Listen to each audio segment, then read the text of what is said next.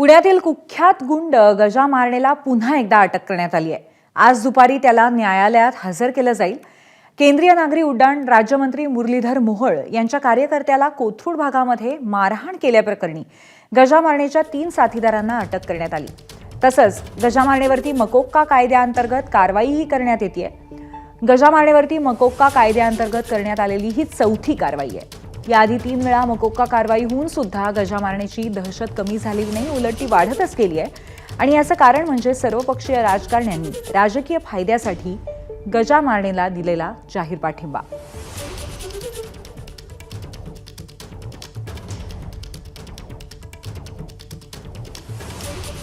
बाकी कोण पोटे समजलं का? कुठलाही इथून पुढे गुन्हा करायचा नाही, पहिली इन्स्ट्रक्शन। तुम्ही प्रत्यक्ष अप्रत्यक्ष पाठिंबा द्यायचा नाही, प्रत्यक्ष अप्रत्यक्ष त्यात सहभागी व्हायचं नाही। त्याचबरोबर तुम्ही काय हे गुन्हेगारांचं उदात्तीकरण करणारे जे काही व्हिडिओ बनवता आणि रील्सला टाकता, इन्स्टाला टाकता, व्हॉट्सअपला टाकता, स्टेटस ठेवता, ते तुम्ही ठेवायचे नाहीत। आणि त्याचबरोबर तुमचे कुठल्याही गुन्हेगारांचे उदात्तीकरण करणारे व्हिडिओ अजिबात, तर त्याला तुमच्यावरती 107 CRPC 110 आहे। एबीपी माझा, उघडा डोळे बघा नीट।